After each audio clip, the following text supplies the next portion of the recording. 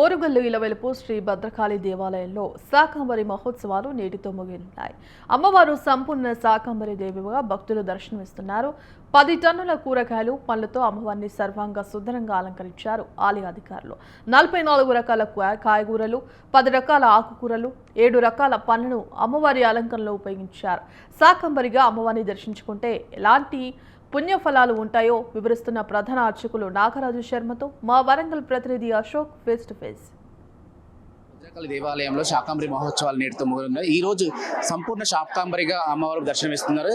ఈ శాకంబరి ఉత్సవాలను ఎందుకు చేస్తారు, ఈ శాకంబరి ఉత్సవాలలో ఎలాంటి పండ్లను కూరగాయలను వాడారు అనేది మనతోటి నాగరాజు గురున్నారు, ప్రధాన అర్చకులు, వారితో అడిగి తెలుసుకుని చెప్పండి సార్, ఎలాంటి అలంకరణ చేశారు అమ్మవారిని?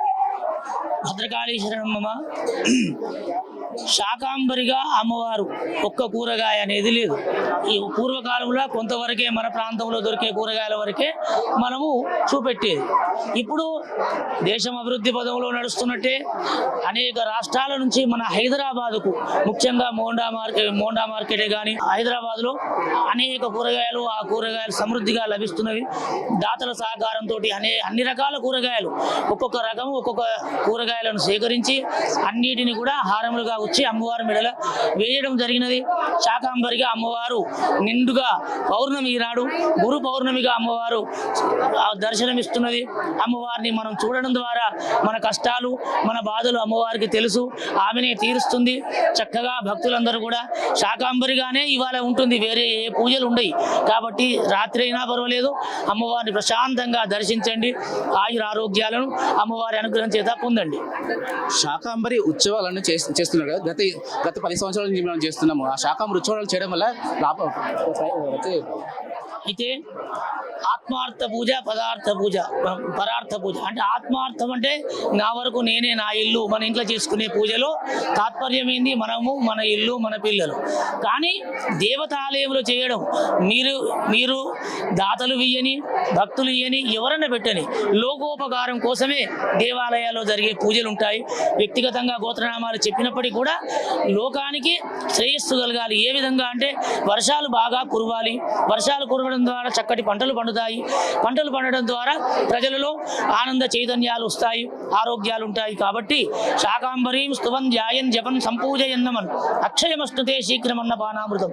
శాకాంబరి ఉత్సవం చేయడం ద్వారా కరువు కాటకాలు రాకుండా దేశము సుభిక్షంగా ఉండాలి అని ఈ శాకాంబరి ఉత్సవము ప్రతి చోట జరుగుతుంది. శాకాంబరి ఉత్సవాలలో ఇప్పటివరకు ఎన్ని రకాల పండ్లను, ఎన్ని రకాల కూరగాయలు కానీ అందించారు అని ఇప్పుడు ఇంతకుముందే అనుకున్నాము. బోయినపల్లి మార్కెట్ పోతే అన్ని జాతుల కూరగాయలు, అన్ని జాతుల ఆకుకూరలు, పండ్లు లభిస్తున్నాయి. ఇక ఇవి ఒకటి అని చెప్పలేము, ఏది కూడా టన్ను తక్కకుండా ఇక అన్ని రకాల కూరగాయలను అమ్మవారి పైన వేయడం జరిగినది. అన్ని చిన్న చిన్న కాయల నుంచి పెద్ద పెద్ద కాయల వరకు అన్నీ సేకరించి 100 టన్నులు అనుకుంటాను, దాదాపు అమ్మవారి పైన ఒక 20 టన్నులు, మిగతా ఎంత చుట్టూ అలంకరించడం జరిగినది. చూసుకుంటే భద్రకాళి ఉత్సవాలు అయితే ఘనంగా జరుగుతున్నాయి. ఈరోజు భక్తులు అయితే అధిక సంఖ్యలో వస్తున్నారు. దానికి కూడా అధికారులు అన్ని ఏర్పాట్లు చేశారు. అమ్మవారికి మాత్రం దాదాపు 100 టన్నుల వరకు పండ్లు, కూరగాయలు, ఇటు ఆకుకూరలను కూడా చేసి అమలు చేసుకున్నారు. అమ్మవారిని దర్శించుకున్న తర్వాత భక్తులు క్యూ లైన్లో వెయిట్ చేస్తున్నారు. సుమారు గంట సేపు టైం పట్టే అవకాశాలు ఉన్నాయి ఒక్కొక్క. కెమెరామెన్ రాహుల్తో అశోక్, వరంగల్. ఓరుగల్లు ఇలవెలుపు శ్రీ భద్రకాళి దేవాలయంలో అమ్మవారు శాకంబరిగా భక్తులకు దర్శనమిస్తున్నారు. అమ్మవారిని దర్శించుకుంటే సకల సంపదలు సిద్ధిస్తాయని ఓరుగల్లు ప్రజల నమ్మిక. అమ్మవారిని దర్శించుకునేందుకు ఉదయం నుంచి భక్తులు బారులు తీరారు. ఇక వేల సంఖ్యలో వచ్చే భక్తులకు అన్ని ఏర్పాట్లు చేశామన్న నూతన పాలక మండలి సభ్యులతో మా ప్రతినిధి అశోక్ ఫేస్ టు ఫేస్. సందర్భంగా భక్తులు అయితే అధిక సంఖ్యలో వస్తున్నారు. భక్తులతో పాటు రాజకీయ నాయకులు కానీ, ఇటు మంత్రులు కానీ, ఎమ్మెల్యేలు కానీ ఆల్రెడీ అమ్మవారిని దర్శించుకున్నారు. అందులో భాగంగా స్థానిక కార్పొరేటర్ కూడా, ఇక్కడ బీజేపీ కార్పొరేటర్ కూడా వచ్చారు. వాళ్ళతో మాట్లాడి తెలుసుకుందాం. మేడం, ఎలా ఉంది దర్శనం? ఎలా ఉన్నాయి? ఈరోజు వరంగల్ మహానగర ప్రజలందరికీ శాకాంబరి ఉత్సవాల సందర్భంగా శుభాకాంక్షలు తెలియజేస్తున్నాను. నేను శాకాంబరి ఉత్సవాలు ముగింపు కార్యక్రమంలో భాగంగా మన భద్రకాళి దేవాలయ కమిటీ భక్తజనాలు వాళ్ళందరికీ ఎటువంటి అసౌకర్యాలు కలగకుండా మంచి సదుపాయాలను ఏర్పాటు చేయడం జరుగుతుంది. ప్రతి ఒక్కరు కూడా పొద్దున 7 గంటల నుండే క్యూ లైన్లో వచ్చి అమ్మవారిని దర్శించుకోవడం జరుగుతుంది.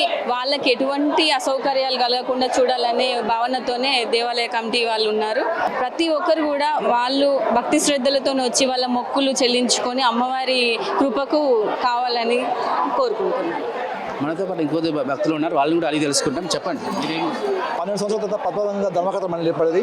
ధర్మకర్తల మండలి శాకాంబరోత్సవాల గురించి ఒక 5 పర్యాయాలు మేము మీటింగ్ పెట్టుకొని ఇక్కడ ఫ్రీ దర్శనం వచ్చిన వాళ్ళకి మెయిన్ ఎవరికి ఇబ్బంది కావద్దని ఫ్రీ దర్శనంకు 50 రూపాయలు 100 రూపాయలు ఒక విఐపీ సపరేట్ వికలాంగులకు సపరేట్ పెట్టి సకల సదుపాయాలు మజ్జిగ వాటరు అట్లనే డిఎంహెచ్ఓ మాట్లాడి ఆరోగ్య కేంద్రం కూడా ఏర్పాటు చేశాము.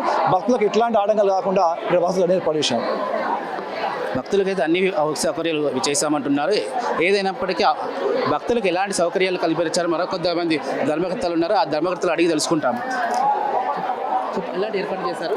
భక్తులకైతే ఏ ఇబ్బంది లేకుండా అన్ని సౌకర్యం చేస్తున్నాం. భక్తులు హెవీ ఉండడం వల్ల కొంచెం క్రౌడ్ ఉంది, ఆ క్రౌడ్ కూడా కొంచెం క్లియర్ చేస్తామండి. భక్తులకైతే ఎలాంటి ఏర్పాట్లు లేకుండా అన్ని ఏర్పాట్లు చేస్తామన్నారు.